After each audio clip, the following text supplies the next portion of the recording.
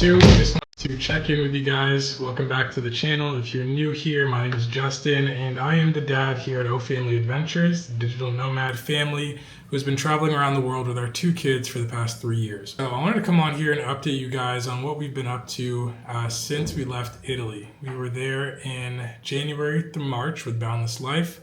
If you didn't get a chance to check out our review of Boundless Life and the experience of the World School program, definitely check it out. It is linked here above. After that, me and my wife have had new jobs starting. The kids are obviously getting older and need a little bit more of our attention. And we've just been spending time with family, right? Our parents, our cousins, our loved ones. So we did go back to the States for a bit after leaving Italy. And right now I'm sitting in Rio de Janeiro, Brazil. This is our neighborhood. This is in Copacabana. We are pretty close to Ipanema, so it is a nice, quiet little area.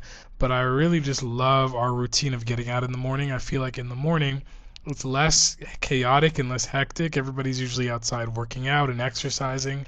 Again, Rio is an hour ahead of East Coast time, so we have about an hour and a half before we start our workday at 10 a.m.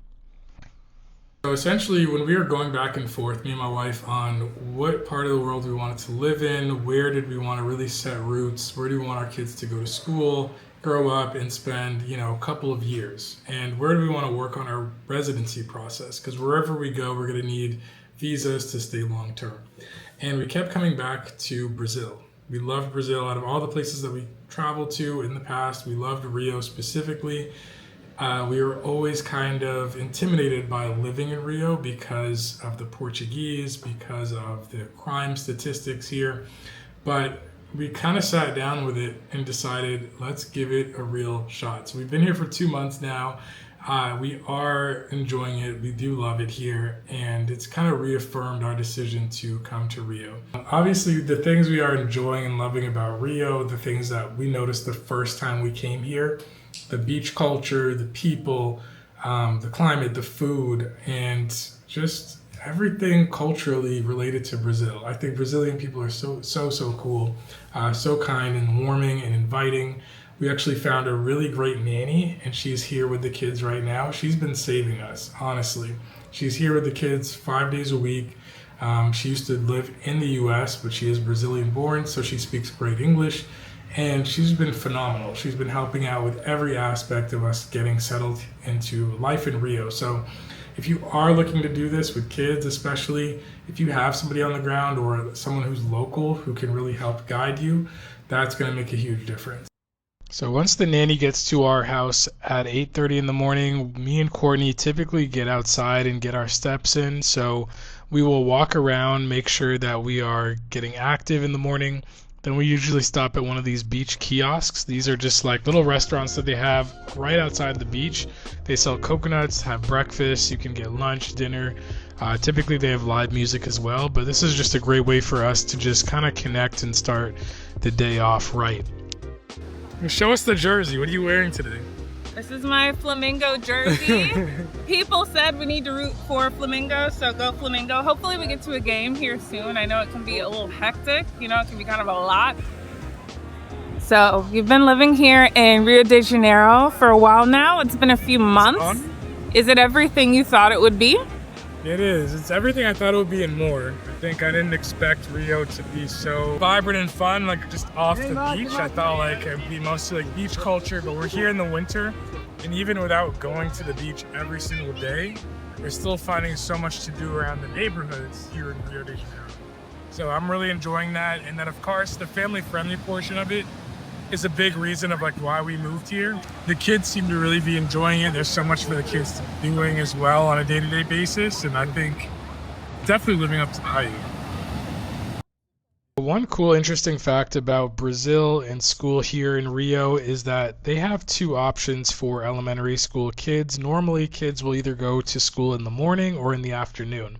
It is not common for kids to do an entire day, although it is an option. So our kids actually don't start school until 1:30 p.m. And since the nanny gets to our house at 8 in the morning, she'll just take them to school and then we pick them up. The other option is for you to send your kids to school at 7 a.m., which we did not want to do.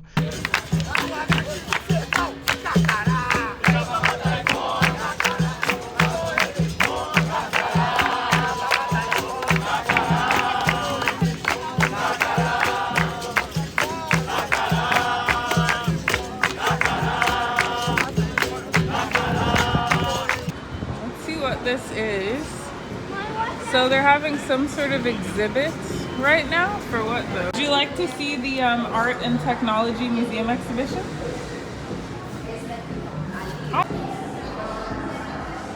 Carnival is actually over the same days.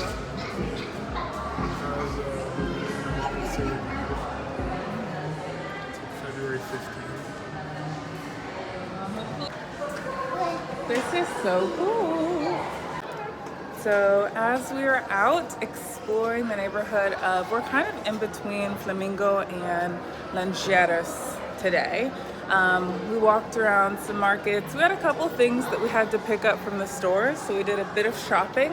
And then we stumbled upon this like museum of like arts and future and whatnot. The admission is free. They are open to accepting donations, so we'll have to leave them a little something, but this is really cool. I think it has different exhibitions on like technology, communication, art, all that kind of stuff. So we're excited. You can tell they're excited to check it out.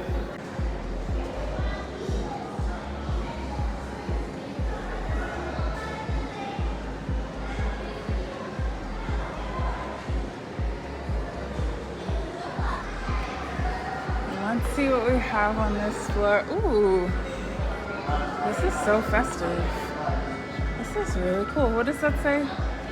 For a society without, I have to figure out what that says. For a society without something. These are neat.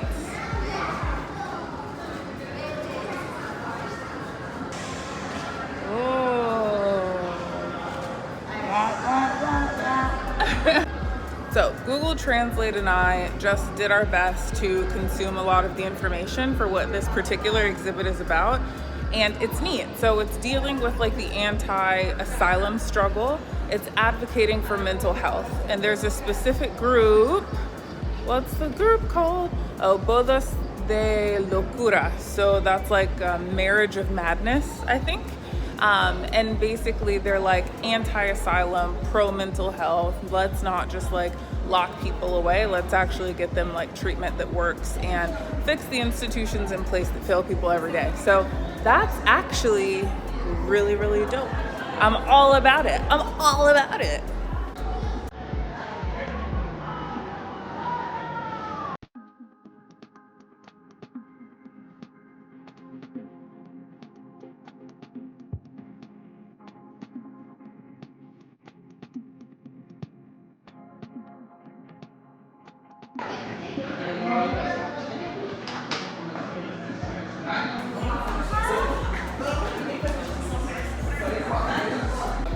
That's so funny because seeing the kids interacting with like old technology, hilarious. I personally have never used a rotary phone, but even thinking about the fact that like our kids have never used a phone like with a cord, like they've never used a landline.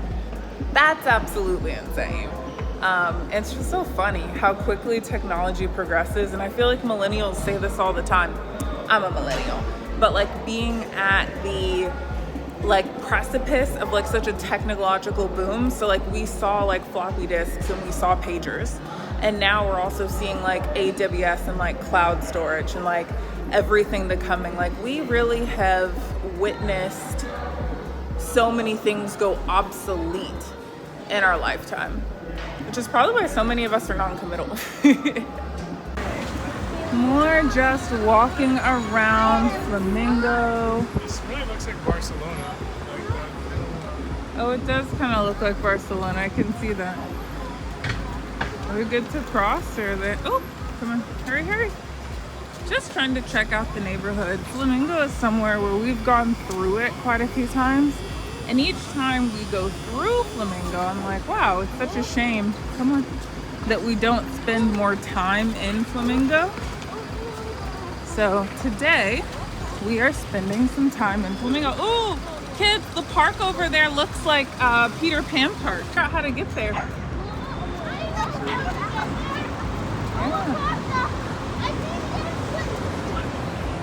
Oh, hey. Oh yeah, that is it, right? And then also this walkway goes all the way down. I don't know if you can see the oceans down there.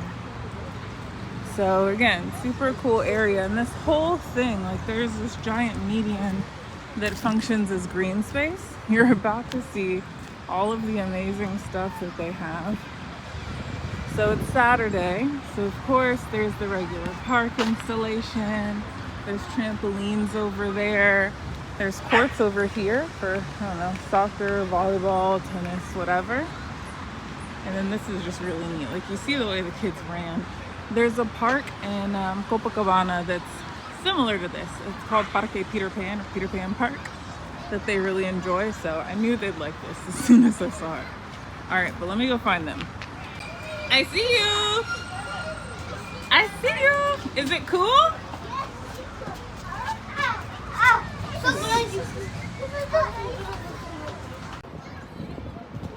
So, yes, I feel like also Flamingo, and I think I've said this before, is sort of like, I don't know, it's a bit of a hidden gem, like it's a little slept on. I feel like especially as soon as people move to Rio de Janeiro, they get caught up in Ipanema and Leblon and Copacabana, and it can be a little difficult to get out and explore. But like the buildings here, like a lot of these apartment buildings are like very pretty, especially this one, these, right?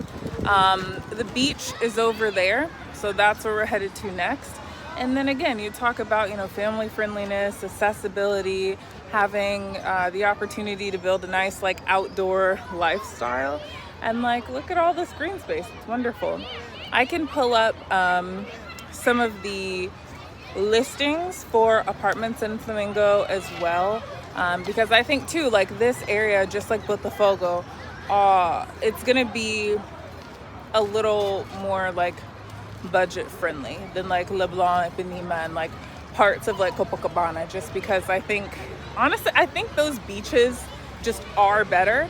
And also, I don't know, there's a little bit more, but I think when you're looking for more like family friendliness and you're not trying to be, you know, too in the mix of things. And also like there are a lot of schools over in this area that are really great. Like it's not an area to be slept on. Oh, there's a cat. So interesting. We see dogs all the time. I never see cats. Let me see if I can pet it.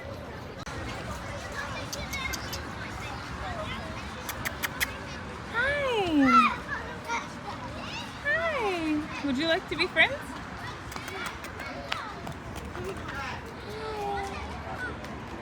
Oh, you're sweet. Hi. Hi, buddy.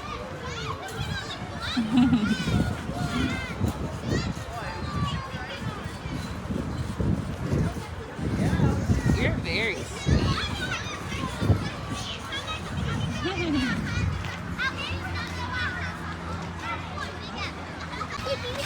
There's a cat. It let me pet it. It's very sweet. Wait, be gentle, be gentle, be gentle. Don't scare it.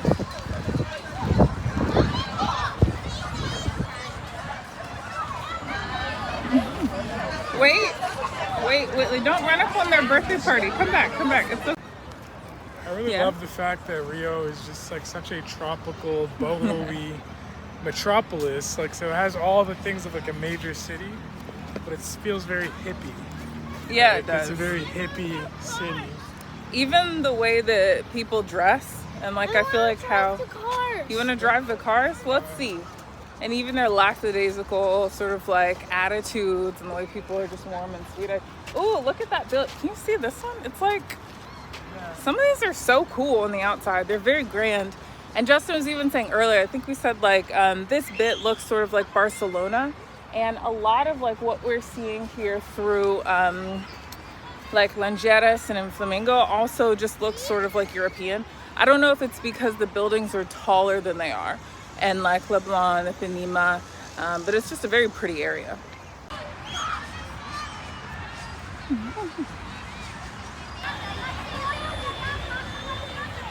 He looks like a farmer on a tractor, and it's so funny to me. I think there are multiple birthday parties happening out here, which is cool. It's nice to just have like nice parks and spaces and areas like this to be able to hang out and to bring the kids. Especially when they're walkable, or there's good public You'd run over your own mother? I wouldn't. Your own mother? I'm gonna run to Dad. Okay. Bye, folks.